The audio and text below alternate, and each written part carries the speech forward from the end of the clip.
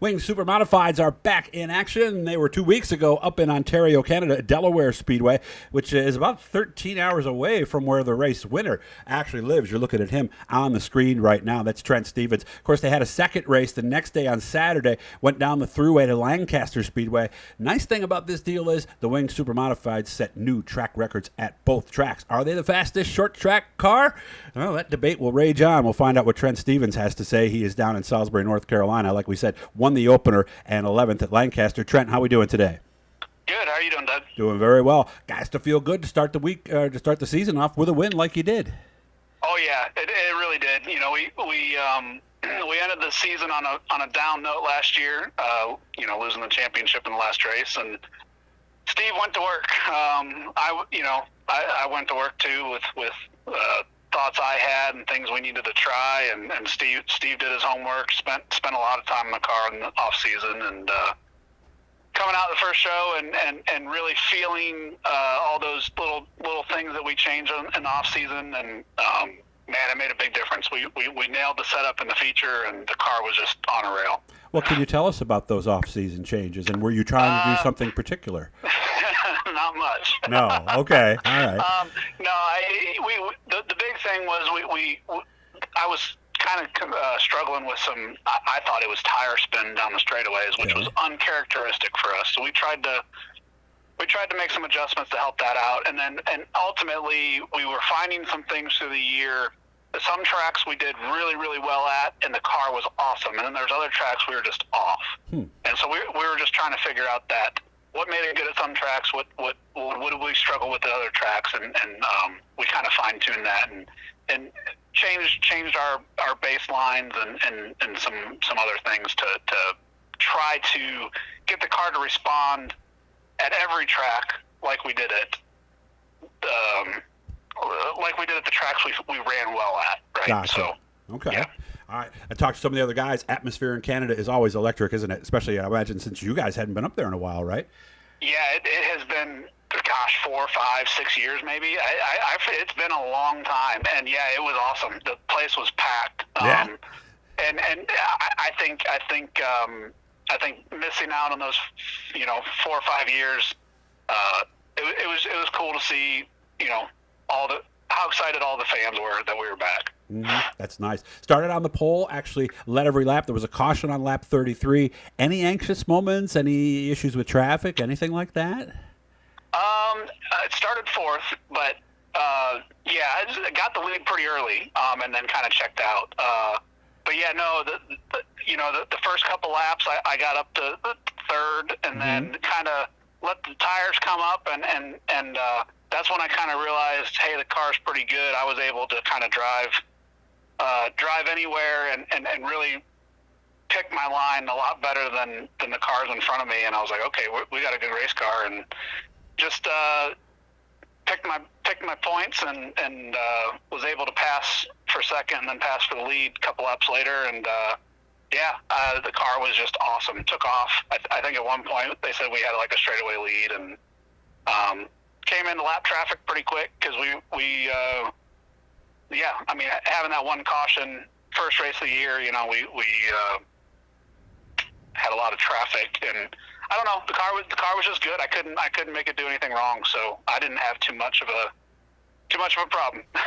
Other thing you told me about, you had no crew, basically you and the car owner, and then was it somebody you met at the track, or did somebody come to help you? Yeah, so I think I did put something on social media asking, hey, does anyone want to help? And I had a ton of people reach out, and we actually thought we had some crew coming that didn't come.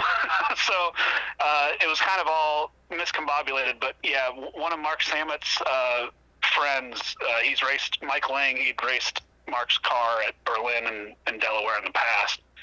Came down and helped out for the night, and that was a big help. Just him checking little things here and there, and just another pair of hands to check things was definitely nice to have. So pretty much from the time you signed in and unloaded, you were busy the entire night, pretty much, I would imagine. Oh yeah, right? I don't think I left the trailer.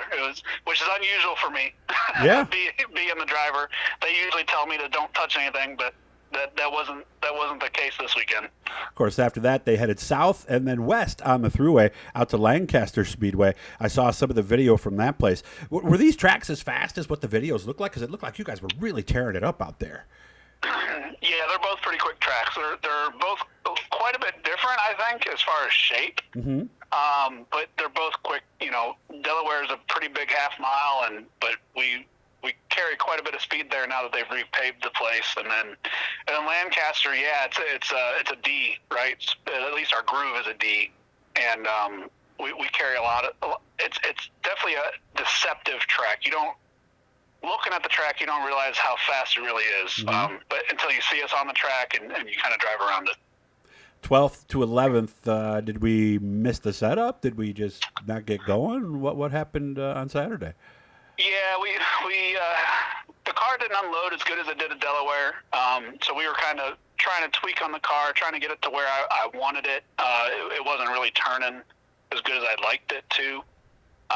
And then we made progress on that all day, and in the heat race, we won the heat race, and the car felt really good. So I was like, okay, I think we found it. We made our adjustments, and then nighttime fuel load. We just underestimated how much the track was going to change. So Okay. we made our adjustments that normally would work at other tracks, and it wasn't enough. So learned our lesson there, and we were just sideways from lap one. Okay, so we're just too loose once we got going when the track cooled, huh? Yep. So it was super frustrating for sure, because I knew how much more potential the car had, but we just missed it. Over adjusted or under adjusted? Under adjusted. Under adjusted. Okay, yeah, because obviously there's a huge difference, guys, between. Well, was it hot and sunny that day? Not really, was it? It was warm. I don't know if I'd call it hot. But Yeah. My hot now is like 95. So. Yeah, I'm with you on that. I like it 95. I'm all for that. So.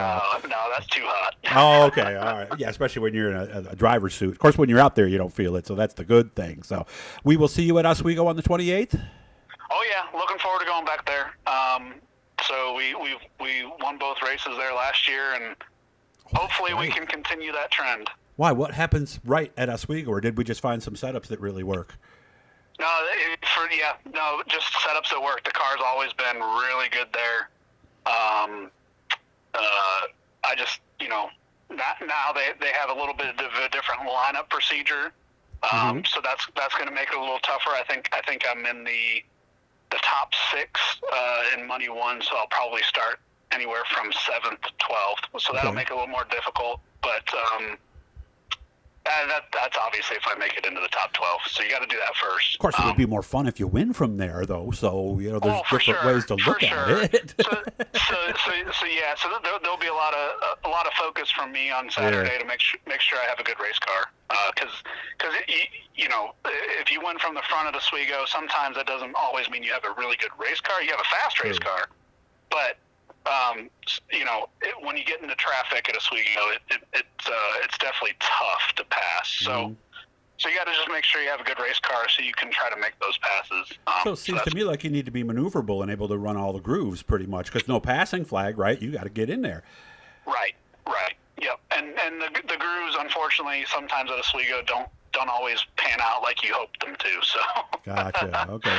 Again, like we said, that's coming up on the 28th, so make your plans now to be there. ISMA Supers is how you can find out more information on the series. Lots of great photos from Jim Feeney, including the one you're looking at on the screen right now. That is from him. And, of course, ISMA MSS. They are on Facebook, too, so you can follow them as well. Trent, I wish you all the best. Good luck with everything. And when you get one of the kids in Victory Lane, make sure to share a picture on the page, and I'll make sure to look for it, okay? Oh, yeah, for sure. Thank you. All right, guys, again, make sure to subscribe, turn on the notifications. It is race time for the Winged Supers, Oswego Speedway, coming up on the 28th.